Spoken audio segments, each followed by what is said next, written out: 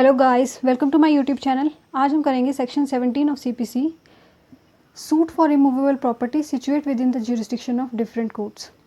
तो जो सेक्शन 17 है सीपीसी का, ये बात करता है उस इमूवेबल प्रॉपर्टी की जो डिफरेंट कोर्ट्स की ज्यूरिसडिक्शन में फॉल करती है। ऐसी इमूवेबल प्रॉपर्टी जो एक साथ अलग अलग दो या दो से ज़्यादा कोर्ट्स की टेरिटोरियल ज्यूरिसडिक्शन में आती हों। सेक्शन में लिखा है डिफरेंट कोर्ट्स, कोई पर्टिकुलर नंबर नहीं दिया है, लेकिन इतना श्योर है कि दो कोर्ट्स की ज्यूरिसडिक्शन में तो आएगी ही आएगी प्रॉपर्टी। तो चलिए सेक्शन को रीड करते हैं। Section 70, suits for immovable property situate within the jurisdiction of different courts.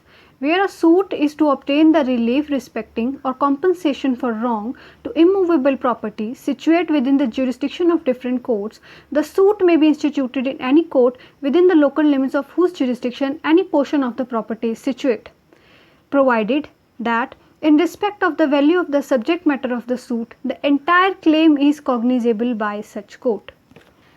Now let's break down the language of the section. ठीक है, सूट किस लिए फाइल किया जा रहा है?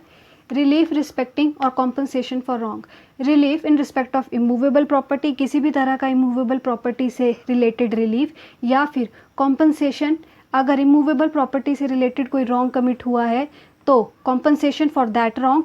कैसी immovable property? Immovable property situate, ऐसी इमूवेबल प्रॉपर्टी जो सिचुएट करती है with in the jurisdiction of different courts, जो अलग अलग कोर्ट्स की ज्यूरिसडिक्शन में सिचुएटेड है, ऐसी प्रॉपर्टी है। ठीक है, फॉर एग्जांपल मान लीजिए ये दो कोर्ट है, कोर्ट ए कोर्ट बी, और ये पूरा पोर्शन जो है ये प्रॉपर्टी है। ठीक है, अब इस प्रॉपर्टी का ये वाला पोर्शन कोर्ट ए में फॉल कर रहा है और ये वाला पोर्शन जो है कोर्ट बी के अंडर आ रहा है। ठीक है, तो according to section 17, plaintiff in दोनों कोर्ट्स में से, इन दोनों कोर्ट्स की ही टेरिटोरियल ज्यूरिसडिक्शन बन रही है, तो प्लेंटिफ इन दोनों कोर्ट्स में से अपनी कन्वीनियंस के हिसाब से किसी भी कोर्ट में जाके सूट फाइल कर सकता है इस प्रॉपर्टी से रिलेटेड जो भी उसका डिस्प्यूट है। ठीक है, सूट में be instituted on any court plus pecuniary jurisdiction.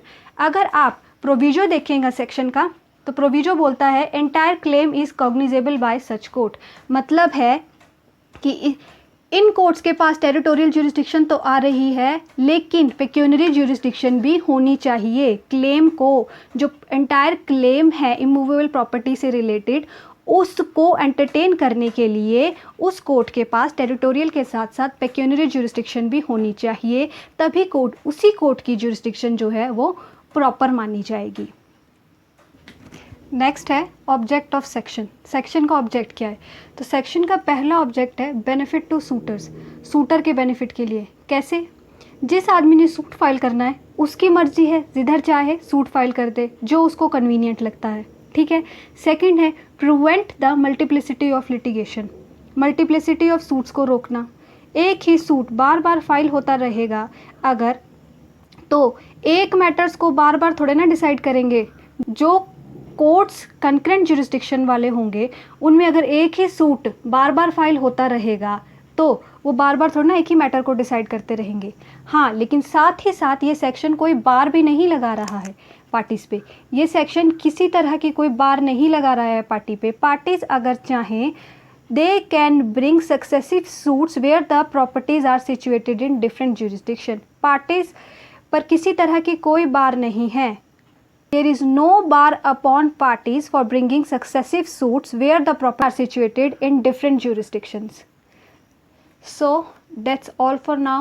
If you like my videos, kindly like, share and subscribe my channels and please अच्छे comments कीजिए ताकि मैं videos बनाने के लिए motivate होती रहूँ. Thank you and have a nice day.